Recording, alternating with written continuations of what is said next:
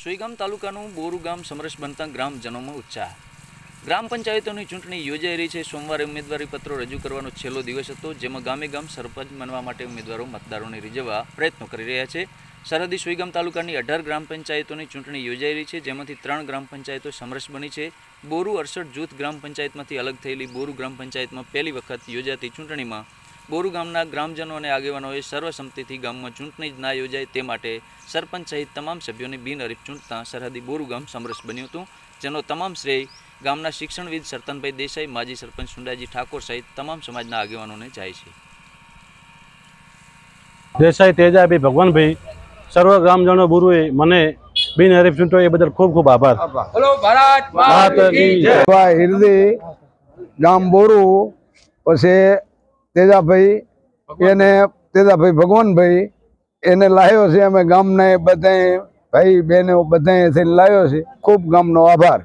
બોલો દિલીપસિંહ બરોબર ગામ બોરુ અમારા ગામના તેજાભાઈ દેસાઈ ને બિનહરીફ તરીકે ગામના દરેક મિત્ર સહભાગી થઈને ચૂંટ્યા છે, તે બદલ ખૂબ ખૂબ ગામનો આભાર।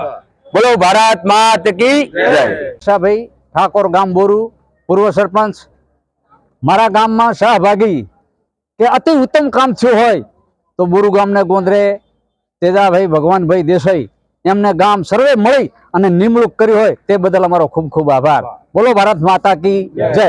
બોલો ભારત માતા કી જય। મારું નામ ઠાકોર જોરાભાઈ મસાભાઈ ગામ બોરુ। અમારા ગામની અંદર સરપંચોની ચૂંટણી આવી હતી અને આ સરપંચોની ચૂંટણીની અંદર અમે તેજાભાઈ ભગવાનભાઈ દેસાઈને બિનહરીફ સરપંચ તરીકે નિમણૂક કર્યા છે।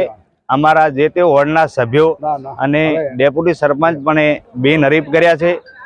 સર્વે ગામ મળી અને એક આ સારું એક શુભ કાર્ય કર્યું છે, તે અમને ખૂબ સારું લાગ્યું છે। સર્વે સમાજ ભેગા મળી અને અમે આ એક નિમણૂક કરી છે, તે બદલ ગામનો ખૂબ ખૂબ આભાર।